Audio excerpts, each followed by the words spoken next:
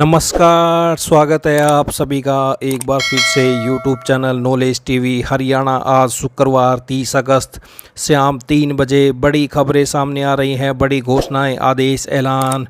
तो क्या है पूरी जानकारी, आइए देखते हैं। हरियाणा की सभी चुनाव से संबंधी जानकारी, सभी योजना, सभी ऐलान, सभी घोषणा आदि जानने के लिए यूट्यूब चैनल नॉलेज टीवी को सब्सक्राइब जरूर कर लें। तो आइए देखते हैं 3 बजे तक हरियाणा से 8 बड़ी खबरें, घोषणा, आदेश, निर्देश, ऐलान। पहली बड़ी खबर, हरियाणा के मुख्य निर्वाचन अधिकारी ने सभी रिटर्निंग अधिकारियों को निर्देश देते हुए कहा कि भारत निर्वाचन आयोग के नियमानुसार मतदान केंद्रों पर दिव्यांग व बुजुर्ग मतदाताओं के बैठने की व्यवस्था तथा व्हील चेयर उपलब्ध होनी चाहिए। उन्होंने कहा कि निर्वाचन आयोग ने दिव्यांग व 85 वर्ष की आयु से अधिक के मतदाताओं के लिए घर से मतदान करने का भी विकल्प दिया हुआ है। यदि ऐसा कोई मतदाता घर से ही मतदान करना चाहता है तो उसके लिए उनको फार्म 12D भरकर विभाग के उस अधिकारी को देना होगा जो उसके घर जाएगा। उन्होंने बताया कि वरिष्ठ नागरिक जो 85 वर्ष से अधिक आयु के मतदाता हैं, जिनका मतदाता सूची में आयु का उल्लेख किया गया है और उन्हें फार्म 12D के साथ कोई अतिरिक्त प्रमाण पत्र की आवश्यकता नहीं है, इसके लिए मतदान तिथि से पहले विभाग के अधिकारी उनसे विकल्प लेने के लिए उनके घर जाएंगे। तो ये पहली बड़ी खबर। आइए दूसरी बड़ी खबर देखते हैं। विधानसभा चुनाव 2024। तो आप देख सकते हैं, किसी भी प्रकार की जानकारी या सहायता के लिए विजिट करें voters.eci.gov.in पर या वोटर हेल्पलाइन ऐप डाउनलोड करें। टोल फ्री नंबर 1950 पर भी कॉल कर सकते हैं। आप अपना नाम मतदाता सूची में ज़रूर चेक करें, क्या आप वोट डाल सकते हैं। तो आपकी सभी मतदान संबंधी ज़रूरतें एक ही जगह, रजिस्ट्रेशन, मतदाता सूची में नाम की जांच, संशोधन, वोटर स्लिप डाउनलोड, अब सब कुछ आसान। आज ही वोटर हेल्पलाइन ऐप डाउनलोड करें और लोकतंत्र में अपनी भागीदारी सुनिश्चित करें। चीफ इलेक्टोरल ऑफिसर हरियाणा की तरफ से बताया गया है। तो ये देख सकते हैं आप, वोटर हेल्पलाइन ऐप या इस साइट पर विजिट करें। 1950 पर कॉल भी कर सकते हैं। तो आइए अगली बड़ी घोषणा देखते हैं। हरियाणा विधानसभा चुनाव में सांसदों को लड़ाने से इनकार करने के बाद कांग्रेस ने एक और बड़ा फैसला लिया है। 2 या इससे अधिक बार चुनाव हारने वालों और दागियों को कांग्रेस टिकट नहीं देगी। साथ ही पार्टी में 1 साल या इससे कम समय पहले आए नेताओं को भी टिकट नहीं दी जाएगी। पार्टी पुराने सिपाहियों पर ही दांव खेलने की सोच रही है। हरियाणा प्रभारी ने इन फैसलों की पुष्टि की है। पार्टी के इस फैसले प्रदेश के दर्जन भर से अधिक नेताओं के अरमानों पर पानी फिर गया है। कांग्रेस स्क्रीनिंग कमेटी की बैठक वीरवार को दूसरे दिन भी दिल्ली में हुई। इसमें प्रदेश के 25 विधानसभा हलकों को लेकर मंथन किया गया। बुधवार को बैठक के पहले दिन कांग्रेस ने किसी भी सांसद अथवा राज्यसभा सदस्य को विधानसभा चुनाव का टिकट देने से इनकार कर दिया था। अब 2 या 2 बार से ज़्यादा विधानसभा चुनाव हार चुके दावेदारों का पत्ता भी काट दिया गया है। साथ ही जिन नेताओं को कांग्रेस में शामिल हुए 1 साल या इससे कम समय हुआ है, उन्हें भी टिकट नहीं दिया जाएगा। कांग्रेस के इस फैसले से भी कई नेताओं की परेशानी बढ़ने वाली है, क्योंकि 1 साल में कांग्रेस में 20 से अधिक पूर्व विधायक शामिल हुए हैं। तो ये बड़ी खबर, 2 बार हारे दागियों और 1 साल में दूसरे दलों से आने वाले को टिकट नहीं, सांसदों को टिकट से इनकार के बाद एक और बड़ा फैसला। आइए अगली बड़ी घोषणा देखते हैं। सरकार मौजूदा विधानसभा को भंग करने या सत्र बुलाने के लिए 31 अगस्त को मंत्रिमंडल की बैठक बुलाने की तैयारी में है। इसके लिए सरकार ने निर्वाचन आयोग को पत्र लिख अनुमति मांगी है। संवैधानिक तौर पर 2 सत्रों के बीच 6 महीने की अवधि नहीं होनी चाहिए। ऐसे में 12 सितंबर से पहले एक सत्र को बुलाया जाना जरूरी है। यदि सरकार सत्र नहीं बुलाना चाहती है तो सरकार को मौजूदा विधानसभा को भंग करना होगा। इसके लिए मंत्रिमंडल की बैठक बुलाई जानी जरूरी है। तो ये आप देख सकते हैं, विधानसभा भंग करने या सत्र बुलाने को सरकार बुलाएगी। कैबिनेट की बैठक, प्रदेश सरकार ने निर्वाचन आयोग से मांगी अनुमति। आइए अगली बड़ी घोषणा देखते हैं।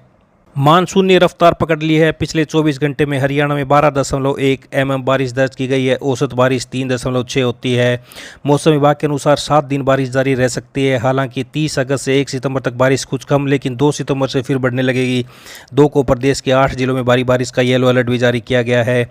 प्रदेश में 1 से 29 अगस्त तक 177.9 मिलीमीटर बरसात हो चुकी है, जबकि सामान्य 140.8 mm होती है, यानी सामान्य से 26% ज़्यादा बारिश अगस्त में हुई है। मानसून सीजन में 1 जून से 29 अगस्त तक 295.1 mm बारिश हुई है। सामान्य बारिश 344.6 से 14% कम है। मौसम विभाग ने 2 सितंबर को प्रदेश के 8 जिलों में भारी बरसात होने का येलो अलर्ट जारी किया है। इनमें यमुनानगर, करनाल, गुरुग्राम, नूंह, पलवल, फरीदाबाद, सोनीपत और पानीपत जिले शामिल हैं। हल्की इसके बाद 8 जिलों में भारी बारिश का येलो अलर्ट जारी। तो ये बड़ी खबर, 30 अगस्त व 1 सितंबर को कम बारिश होगी, फिर सप्ताह भर झमाझम बारिश होगी।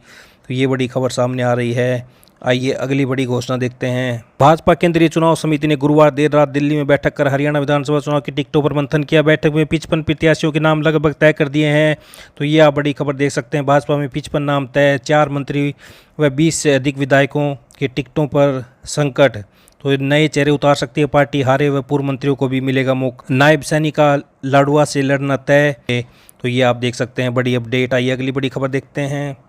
विधानसभा चुनाव में इस बार कोई भी प्रत्याशी अधिकतम 40 लाख रुपए ही खर्च कर सकता है। इसके साथ ही प्रत्येक प्रत्याशी को चुनाव के दौरान हुए खर्च की पाई का हिसाब देना होगा। सभी प्रत्याशियों को चुनाव परिणाम आने के बाद 1 महीने के अंदर इसका ब्यौरा जिला निर्वाचन अधिकारी के कार्यालय में जमा करवाना होगा। भारत निर्वाचन आयोग के अनुसार तय समयावधि में चुनाव खर्चा ब्यौरा न देने वाले उम्मीदवारों को भविष्य में चुनाव लड़ने के लिए अयोग्य घोषित किया जा सकता है। उपायुक्त एवं जिला निर्वाचन अधिकारी ने बताया कि इस बार विधानसभा चुनाव में उम्मीदवार के लिए चुनाव खर्च की सीमा 40 लाख रुपये निर्धारित की गई है। आयोग के नियमानुसार उम्मीदवार द्वारा नामांकन पत्र भरने के साथ ही चुनावी खर्चे की गणना शुरू हो जाती है। इसके लिए उम्मीदवार को अलग से एक रजिस्टर में अपने रोजाना के चुनावी खर्च का हिसाब रखना होता है। हर उम्मीदवार को चुनाव के लिए अलग से बैंक खाता खुलवाना होगा। डीसी ने बताया कि चुनाव प्रक्रिया पूरी होने तक खर्च की गणना की जाती है। इस दौरान कोई भी उम्मीदवार तय सीमा से अधिक रकम खर्च नहीं कर सकता। तो ये आप देख सकते हैं, ये बड़ी अपडेट। 40 लाख तक ही खर्च कर सकेंगे प्रत्याशी। देना होगा ब्यौरा। परिणाम घोषित होने के बाद 1 महीने में देना होगा खर्च का विवरण। हल्का व जिला स्तर पर बनाई एक्सपेंडिचर मॉनिटरिंग कमेटी। तो ये बड़ी खबर। आइए अगली बड़ी घोषणा देखते हैं। ऐप में सुविधा candidate app, cVIGIL, know your candidate app, Saksham और वोटर हेल्पलाइन ऐप शामिल हैं। उपायुक्त ने कहा कि सुविधा कैंडिडेट ऐप चुनाव अवधि के दौरान नामांकन और अनुमति प्रक्रिया में उम्मीदवारों की मदद करने के लिए ईसीआई द्वारा तैयार की गई एक मोबाइल एप्लीकेशन है। सुविधा कैंडिडेट ऐप का उपयोग करने के लिए उम्मीदवारों को एक अकाउंट बनाना होगा और अपनी क्रेडेंशियल के साथ लॉगिन करना होगा।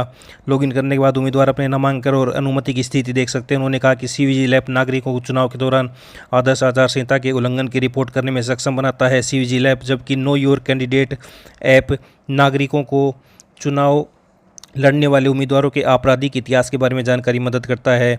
जिला निर्वाचन अधिकारी ने बताया कि सक्षम एवं दिव्यांग व्यक्तियों को वोट करने के लिए पंजीकरण करने, मतदान केंद्र की जानकारी लेने, अपना वोट डालने में मदद करता है सक्षम ऐप। तो ये इस ऐप में दृष्टि बाधित लोगों के लिए वॉइस असिस्टेंस, श्रवण बाधित लोगों के लिए टेक्स्ट टू स्पीच जैसी सुविधाएं शामिल है। साथ ही दिव्यांग व्यक्तियों को चुनावी प्रक्रिया में भाग लेने के दौरान किसी भी समस्या के बारे में शिकायत दर्ज करने के लिए सक्षम ऐप का उपयोग किया जा सकता है।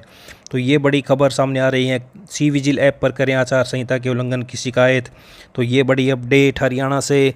पल पल की जानकारी के लिए हरियाणा का यूट्यूब चैनल नॉलेज टीवी को सब्सक्राइब जरूर कर लें। बेल आइकन को ज़रूर दबाएं जिससे अगली वीडियो का नोटिफिकेशन आपके पास पहुंच सके। अगर बेल आइकन को नहीं दबाएं तो अगली वीडियो का नोटिफिकेशन आपके पास नहीं जाएगा। तो चैनल को सब्सक्राइब करें, बेल आइकन को प्रेस करें, वीडियो को लाइक करें, शेयर करें, ज़्यादा से ज़्यादा लोगों के पास ये जानकारी पहुँच सके। तो हरियाणा की इस अपडेट में इतना ही। दोपहर 3 बजे तक मिलते हैं अगली अपडेट के साथ यूट्यूब चैनल नॉलेज टीवी। धन्यवाद।